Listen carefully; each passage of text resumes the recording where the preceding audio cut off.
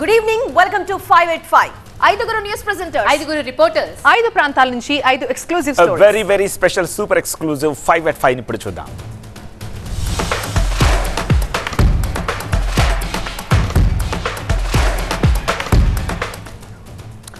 ఇప్పటిదాకా ఒక లెక్క, ఇక ముందు ఇంకొక లెక్క అంటున్నారు ఏపీ సీఎం జగన్. ఏపీలో ఎన్నికలకు వేళ అయ్యే అంటున్నారు ఆయన. కేబినెట్ సాక్షిగా ఎన్నికల శంఖారావాన్ని పూరించారు జగన్. ఇప్పుడే ఎన్నికలన్నట్లుగా మంత్రులు కష్టపడాలని సూచించారు ఏపీ సీఎం. ఆ డీటెయిల్స్ ని చూద్దాం. ప్రజావాణికి జనం పోటెత్తుతున్నారు. ప్రజావాణిలో వినిపిస్తున్న బాణి ఏంటి? అసలు ప్రజల నుంచి ఏ తరహా అర్జీలు ఎక్కువగా వస్తున్నాయి? వీటిని త్వరగా పరిష్కరించేందుకు అధికారులు ఎలాంటి చర్యలు తీసుకుంటున్నారో చూద్దాం 585 లో. ఇక మహాలక్ష్మి, ఉజ్వల గ్యాస్ సిలిండర్ కు సంబంధించి 2 స్కీమ్లు. అయితే కన్ఫ్యూజన్ తో ఇప్పుడు కాకరేగుతోంది. గ్యాస్ ఏజెన్సీలకు మహిళలు పోటెత్తుతున్నారు. ఈ కేవైసీ అప్డేట్ కోసం బారులు తీరుతున్నారు. ఇందుకే కాంగ్రెస్ గ్యారంటీలో ఒకటైన మహాలక్ష్మి ఫ్రీ గ్యాస్ సిలిండర్ల మీద అప్డేట్ ఏంటి?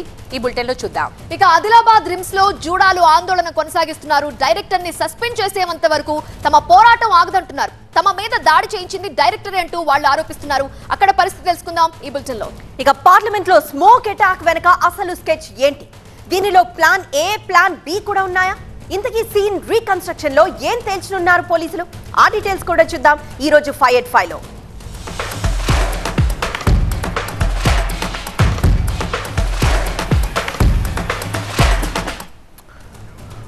ఇవాళ ఉదయం నుంచి సుదీర్ఘంగా సాగిన ఏపీ కేబినెట్ భేటీ ముగిసింది. పొలిటికల్ అంశాలతో పాటు పాలసీ మ్యాటర్స్ పై కూడా కేబినెట్ చర్చించింది.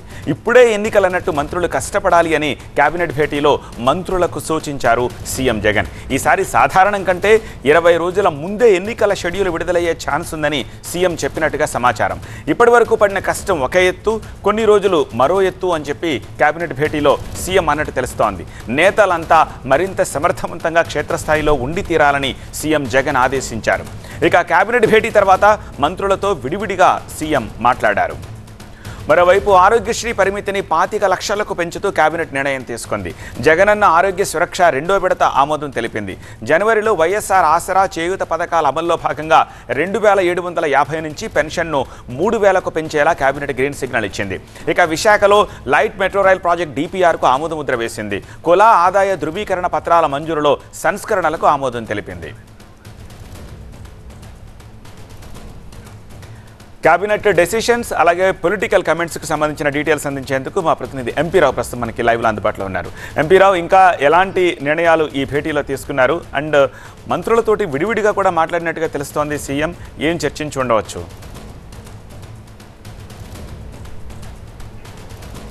కేబినెట్ భేటీ ఎజెండా ముగిసిన తరువాత మంత్రులతో సీఎం జగన్మోహన్ రెడ్డి చాలా తక్కువసేపు, అంటే గతానికంటే భిన్నంగా కొద్దిసేపు మాత్రమే మాట్లాడారు. ఎన్నికల గురించి ఈరోజు సీఎం జగన్ చాలా కీలకమైనటువంటి వ్యాఖ్యలు చేశారు. ఎన్నికల షెడ్యూల్ కానీ నోటిఫికేషన్ కానీ గత ఎన్నికల కంటే ఒక 15-20 రోజులు ముందుగానే రావచ్చు.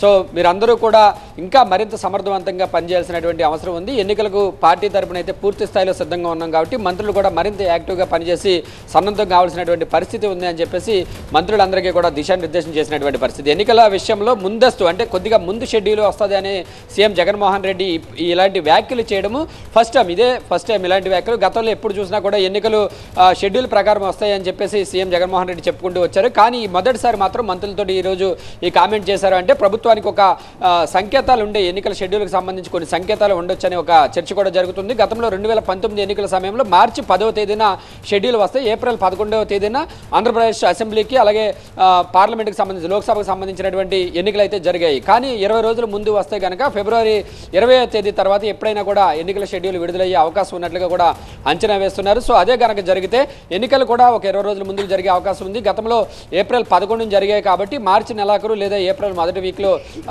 ఆంధ్రప్రదేశ్ అసెంబ్లీకి కూడా ఎన్నికలు జరిగే అవకాశం ఉంటుందని చెప్పేసి కూడా చర్చ జరుగుతుంది సీఎం జగన్మోహన్ రెడ్డి వ్యాఖ్యల తర్వాత. సో మొత్తంగా అయితే ఈరోజు సీఎం చేసినటువంటి వ్యాఖ్యలతో మంత్రులంతా కూడా పూర్తి స్థాయిలో సన్నద్ధమయ్యే విధంగా కూడా ముందుకు వెళ్తున్నారు. అంతేకాకుండా ఇటీవల జరుగుతున్నటువంటి కొంతమంది ఇన్ఛార్జీల మార్పు విషయంలో కూడా సీఎం జగన్ కొన్ని కీలక వ్యాఖ్యలు చేసినట్లుగా కూడా తెలుస్తుంది. పార్టీ బలోపేతం చేయాలంటే కొన్ని మార్పులు తప్పవు కాబట్టి అందరితోనూ మీరు కూడా మంత్రులు కూడా మాట్లాడాల్సినటువంటి అవసరం ఉంది. అందరూ సర్దుకుపోయి ఖచ్చితంగా వచ్చే ఎన్నికల్లో మళ్ళీ అధికారంలోకి వచ్చే విధంగా కూడా కష్టపడాలని చెప్పేసి కూడా ముఖ్యమంత్రి మంత్రులకు దిశానిర్దేశం చేశారు. దీంతో పాటుగా కేబినెట్ ఎజెండా చూసినట్లయితే చాలా కీలకమైనటువంటి అంశాలకి ఈరోజు కేబినెట్ ఆమోద ముద్ర వేసింది. ఆరోగ్యశ్రీ పరిధిని విస్తరించడం, 25 లక్షల వరకు కూడా ఉచిత వైద్య సౌకర్యం కల్పించడం అనేది చాలా కీలకమైనటువంటి విషయం. దీంతో వీటితో పాటుగా మరిన్ని కీలకమైనటువంటి అంశాలకు ఈరోజు కేబినెట్ ఆమోదముద్ర వేసింది. రైట్ ఎంపీరావు.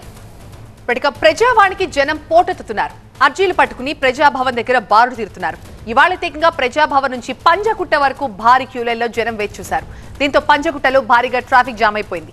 బాలనగర్, బేగంపేట రోడ్లో కూడా వాహనాలు నిలిచిపోయాయి. వందల్లో కాదు వేలల్లో ప్రజలు ఈ కార్యక్రమానికి తరలి వస్తున్నారు. ప్రభుత్వానికి తమ గోడు చెప్పుకోవడానికి పెద్ద ఎత్తున ప్రజలు ఇలా తరలి వస్తున్నారు. ఇక ప్రజాభవన్లో అర్జీలు ఇచ్చే ప్రజావాణి కార్యక్రమం వారానికి 2 రోజులే ఉంటుంది. మంగళవారం, శుక్రవారం ఇది ప్రజలకు అందుబాటులో ఉంటుంది. ప్రజాభవన్లో ఇప్పటికే అధికారికంగా నివాసం ఉంటున్న డిప్యూటీ సీఎం మల్లు భట్టి విక్రమార్కతో పాటుగా అందుబాటులో ఉన్న మంత్రులందరూ ఈ కార్యక్రమానికి హాజరవుతారు. ప్రజావాణిలో వచ్చిన ఫిర్యాదులన్నింటినీ ఆన్లైన్ పోర్టల్లో అప్లోడ్ చేయనున్నారు అధికారులు. దీనికోసం ప్రత్యేకంగా ఒక పోర్టల్ కూడా రూపొందిస్తున్నారు. త్వరలోనే ఫిర్యాదుదారుల మొబైల్ ఫోన్లకు అక్నాలెడ్జ్మెంట్ మెసేజ్లు కూడా పంపించబోతున్నారు అధికారులు.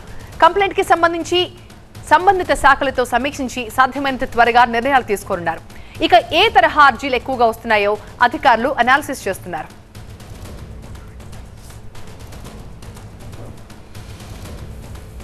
మా ప్రతినిధి శ్రవణ్ ఉన్నారు దీనిపై మరింత సమాచారం ఇచ్చడానికి. శ్రవణ్, వేల సంఖ్యలో వస్తున్న ప్రజలకి అక్కడ ఎలాంటి ఇబ్బందులు కలుగుతున్నాయి? ఈ క్యూ లైన్ వల్ల సామాన్య ప్రజలు కూడా ఇబ్బందులు పడుతున్నట్టుగా తెలుస్తోంది. అధికారులు ఎలాంటి ఏర్పాట్లు చేస్తున్నారు? కాంగ్రెస్ ప్రభుత్వం అధికారంలోకి వచ్చి ఇది రెండో వారంలో మొదటి వరుసగా 3 రోజులు నిర్వహించారు ప్రజావాణి కార్యక్రమం. ఆ తర్వాత ఈ వారంలో ప్రతి మంగళవారం, ప్రతి శుక్రవారం వారానికి 2 రోజులు మాత్రమే ఉదయం 10 గంటల నుంచి 1 గంట వరకు మాత్రమే ప్రజావాణి కార్యక్రమంలో ప్రజల ఫిర్యాదులు స్వీకరించడానికి ఏర్పాట్లు చేశారు. దీంతో ఈరోజు శుక్రవారం ఏర్పాటు చేసిన ప్రజావాణి కార్యక్రమానికి వేలల్లో ఫిర్యాదుదారులు వచ్చారు. దీంతో పూర్తిగా ట్రాఫిక్ జామ్ ఏర్పడింది. క్యూ లైన్లో ట్రాఫిక్ జామ్కి ఇబ్బంది కలగకుండా ఒక క్యూ లైన్ ఉండాలంటగా సింగిల్ లైన్లో క్యూ లైన్ ఏర్పాటు చేశారు. ఆ క్యూ లైన్ పంజాగుట్ట సిగ్నల్ వరకు వెళ్ళిందంటే ఎన్ని వేల మంది వస్తున్నారు. కేవలం హైదరాబాదే కాదు, మొత్తం తెలంగాణ వ్యాప్తంగా ఉన్న జిల్లాల నుంచి కూడా తమ ఫిర్యాదులను తీసుకొని ప్రజావాణి కార్యక్రమానికి ప్రజాభవన్కి ప్రజా దర్బార్కి రావడంతో పూర్తిగా నిండిపోయిన పరిస్థితి. వస్తున్న కంప్లైంట్స్లో బేసికల్లీ డబుల్ బెడ్రూమ్ ఇళ్ళు కేటాయించాలని ఒకళ్ళు అయితే ఎన్నో ఏళ్లుగా తమ సమస్యలకు పరిష్కారం దొరకని వాళ్ళు ఇలా రకరకాల సమస్యలతో వస్తున్నారు. మెయిన్గా మాత్రం డబుల్ బెడ్రూమ్ ఇళ్ళు.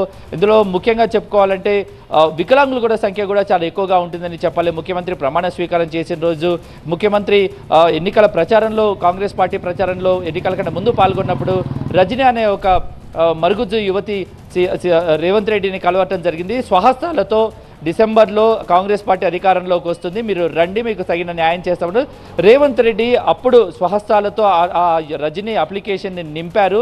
దానికి అనుగుణంగానే 7వ తారీఖు ముఖ్యమంత్రిగా ప్రమాణ స్వీకారం చేసిన రోజు ఎల్బీ స్టేడియంకి రజనీకి ఆహ్వానం పలికి తనకు వెంటనే ఉద్యోగం కల్పిస్తున్నట్టుగా ఒక లెటర్ను కూడా జీవోను కూడా జారీ చేయడంతో ఇక చాలామంది వికలాంగులు కూడా ఎక్కువగా అక్కడికి రావడం జరుగుతుంది వీల్ చైర్లో. ఇందులో పూర్తిగా నడవలేని పరిస్థితుల్లో తమకు సాయం కావాలని, డబుల్ బెడ్రూమ్ ఇల్లు కావాలని వస్తున్న వికలాంగులు కొంతమంది అయితే విద్యార్హత ఉండి కూడా అంగవైకల్యం కారణంగా ఎక్కడ ఉద్యోగాలు దొరకని వాళ్ళు ఇట్లాంటి వాళ్ళు చాలా మంది వస్తున్నారు. ఇక కాంట్రాక్ట్ నర్సులు అయి ఉండొచ్చు, కాంట్రాక్ట్ లెక్చర్లు అయి ఉండొచ్చు, ఇలా ఏళ్ల తరబడి తమ సమస్యలకు పరిష్కారం దొరకని చాలా మంది వస్తున్నారు. అయితే వచ్చిన ప్రతి ఒక్క ఫిర్యాదును తీసుకుంటున్నారు. చాలా కౌంటర్లు ఏర్పాటు చేశారు.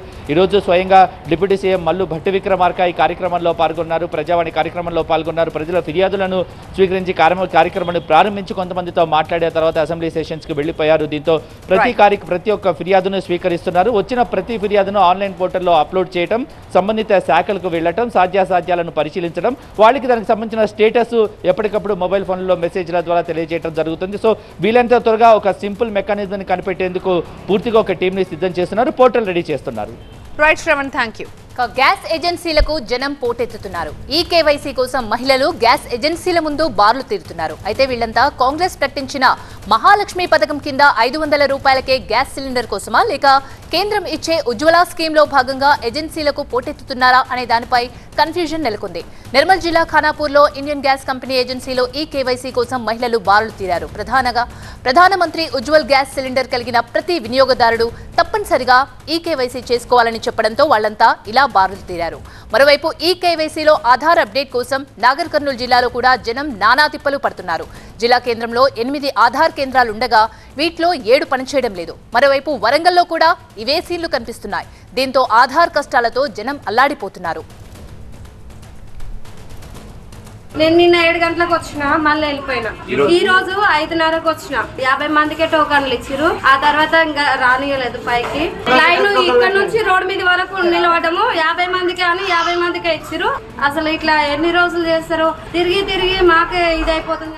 ఇవాళకి 3 రోజులు అయింది. టోకన్ ఇచ్చిన మళ్ళీ లోపలికి పంపిస్తలేరు. పన్నెంట్స్ పెట్టుకుని వస్తున్నారు. ఎన్ని రోజులు పెడతారు? ఇట్నే 2 రోజులు 3 రోజులు ఇక్కడ ఆధార్ అథెంటికేషన్ చేయించుకోవాలంటే ఎంత ఇబ్బంది అవుతుందో పరిశీలించాల్సిందే కోరుతున్నాం. చిన్న పిల్లల్ని ఎత్తుకొని వస్తున్నారు వాళ్ళు. సాయంత్రం 5 గంటల వరకు కూడా కాకుంటే నీరు తిండి లేకుండా వాళ్ళు ఎట్లా ఉండగలుగుతారు? మరోవైపు సచివాలయంలో మహాలక్ష్మి పథకం కింద 500 రూపాయలకు వంట గ్యాస్ సిలిండర్ ఇచ్చే అంశంపై మంత్రి ఉత్తమ్ కుమార్ రెడ్డి అధికారులతో చర్చించారు. పౌర సరఫరాల శాఖ ఉన్నతాధికారులతో ఆయన సమీక్షా సమావేశం నిర్వహించారు. ఈ భేటీలో ఆర్థిక శాఖ ప్రధాన కార్యదర్శి Ramakrishna Rao, civil supply commissioner Anil Kumar పాల్గొన్నారు. ఇక కేంద్రం ఇచ్చే ఉజ్వల పథకం కోసం కొందరు గ్యాస్ ఏజెన్సీలకు వెళ్తుండగా మహాలక్ష్మి పథకం కోసం అని ప్రచారం జరుగుతుండటంతో మరికొందరు కూడా ఏజెన్సీలకు పోటెత్తుతుండటంతో కన్ఫ్యూజన్ నెలకొంది. ఇదే అంశానికి సంబంధించి మరింత సమాచారాన్ని మా ప్రతినిధి పెద్దేశ్ అందిస్తారు. పెద్దేశ్, సబ్సిడీ గ్యాస్ కోసం కేవైసీ సెంటర్స్ కి అంటే గ్యాస్ ఏజెన్సీల దగ్గరికి వెళ్తున్నారు కేవైసీ అప్డేట్ కోసం, కానీ రోజులు తరబడి అక్కడే వెయిట్ చేయాల్సి వస్తుంది అని చెప్పేసి వాళ్ళు చెప్తున్నారు. మరి గ్యాస్ ఏజెన్సీల వాళ్ళు ఏదైనా స్పందించారా? ఆల్టర్నేట్ అరేంజ్మెంట్స్ ఏవైనా చేశారా? ఈకేవైసీ అనేది నిరంతర ప్రక్రియ. దీనికి కట్ ఆఫ్ డేట్ అంటూ ఏం లేదు. కానీ సోషల్ మీడియాలో జరుగుతున్న పుకార్లు డిసెంబర్ 31 వరకు మాత్రమే ఈకేవైసీ చేయబడుతుందని సోషల్ మీడియాలో జరుగుతున్న పుకార్ల నేపథ్యంలోనే గ్యాస్ ఏజెన్సీల వద్దకు కస్టమర్స్ అంతా పరుగులు పెడుతున్నారు. మనం ఒక గ్యాస్ ఏజెన్సీ వద్ద చూసాం. ఈ విధంగా కస్టమర్స్ అంతా కూడా గ్యాస్ ఏజెన్సీల వద్దకు పరుగులు పెడుతున్నటువంటి పరిస్థితి కనిపిస్తుంది. సోషల్ మీడియాలో జరుగుతున్నటువంటి పుకార్ 31వ తేదీ వరకు మాత్రమే ఈ విధంగా ఈకేవైసీ చేస్తారని చెప్పి ప్రచారం జరుగుతున్న నేపథ్యంలో ఈ విధంగా పెద్ద ఎత్తున తరలి వస్తున్నారు. చెప్పండి, ఎందుకు వచ్చారు? ఈవైసీ అప్డేట్ కోసం 2 డేస్ నుంచి వస్తున్నాము. లైన్ ఉండడం వల్ల వెనకకి పోయాము. ఇవాళ మళ్ళీ వస్తే కొంచెం ఫ్రీగా ఉంది. ఇవాళ డేట్ కట్ ఆఫ్ డేట్ ఏమైనా ఉందంటారు? ఏమంటారు? అట్లాంటిది ఏం చెప్పలేదండి. అట్లాంటిది ఏం చెప్పలేదు. ఈరోజు వస్తే కొంచెం ఫ్రీగా ఉందని వచ్చేది. దీనికి ఈ విధంగా ఈకేవైసీ అంటే ప్రతి ఒక్కరు కూడా ఆన్లైన్ ప్రక్రియ చేసుకోవాల్సి ఉంటుంది. గ్యాస్ కనెక్షన్ కలిగిన ప్రతి ఒక్కరు ఈ విధంగా కేవైసీ చేసుకోవాల్సి ఉంటుంది. చెప్పండి మేడం, మీరు ఎప్పటి నుంచి తిరుగుతున్నారు? మేము వారం నుంచి తిరుగుతున్నాం సార్. ఇప్పుడు ఇవాళనే కొంచెం గ్యాప్ వస్తే వచ్చాను నేను, అంతే.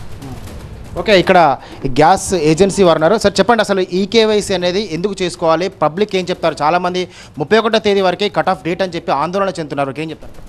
కట్ ఆఫ్ డేటు అనేది ఏది కూడా రిస్ట్రిక్షన్ ప్రభుత్వం ఏం ఆదేశించలేదు. ఇది నిరంతరం కొనసాగే ప్రక్రియ. మేము ఉదయం 8 నుంచి సాయంత్రం 8 వరకు చేస్తున్నాము. నిన్న మాత్రం కొద్దిగా రద్దీ ఉండేది, ఇవాళ కొద్దిగా ఉంది. ఆ తర్వాత అప్డేషన్ ప్రోగ్రాములు కూడా కంప్యూటర్ నెట్వర్క్ కూడా చాలా ఫాస్ట్గానే ఉన్నది.